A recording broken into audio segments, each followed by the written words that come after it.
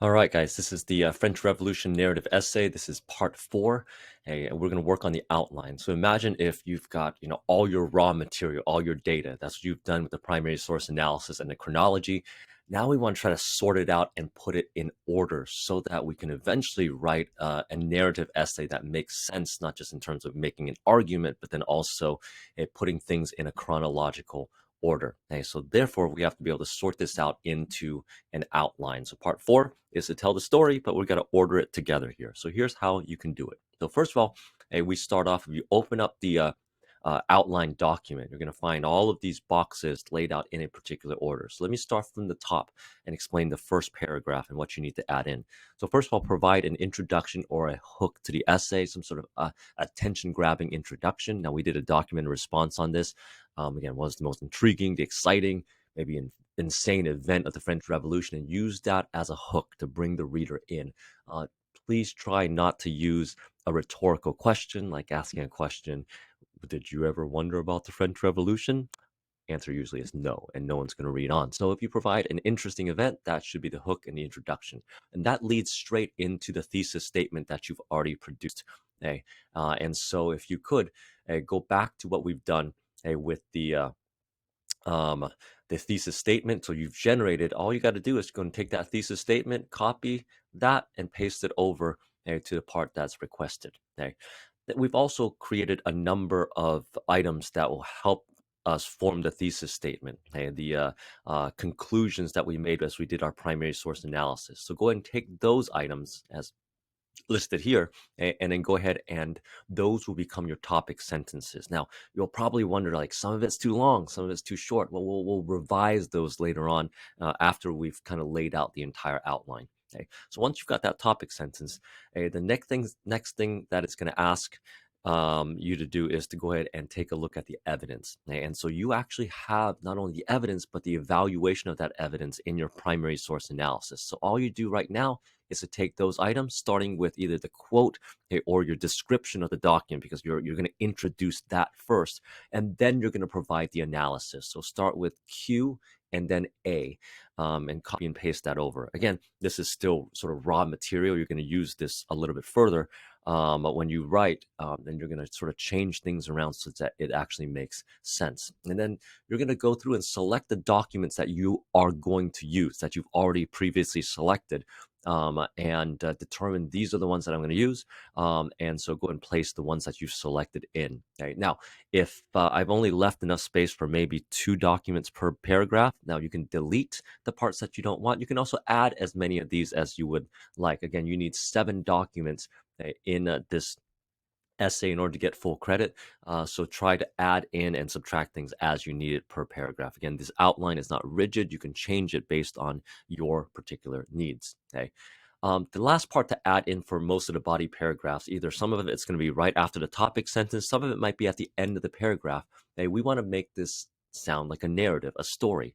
And so we want to be able to use our descriptions of the time periods to talk about events that happen in between, or how events lead to our next particular topic. And so it's going to ask you for a description of the time periods. If you go to part 3, the chronology parts, take what you've written, again, those 1 or 2 sentences, and then go and copy and paste that, usually after the topic sentence or at the end of each particular paragraph.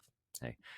The one thing that you have not done yet is the analysis in regards to change over time. And these are going to be included at the end of each body paragraph. Okay, so the first thing is this is going to happen after you have laid out all of your evidence. Again, if you need to add evidence section, please go ahead and do so. Okay, but at the end, you have these boxes that ask for an explanation of how things have changed or not changed in France. So review what you've written in the previous section of the outline. Okay, so it talks about a different time period.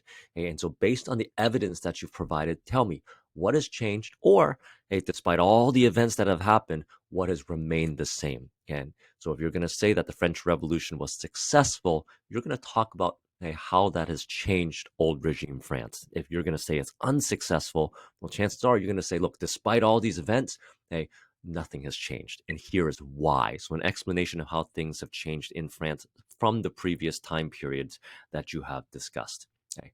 The last part deals with a conclusion in regards to a restating your thesis, and then also we want to be able to end and not just say, look, French Revolution was something that happened in France, but it had some real global consequences. And so there are going to be two ways to do the conclusion.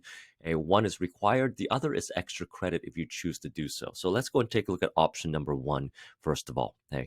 So what you want to be able to do is to restate the thesis and try to use different words than your initial conclusion. And if your initial thesis statement was really brief, expand it out a little bit further, add in some detail. If your initial thesis was really long, try to shorten it up so it's more concise.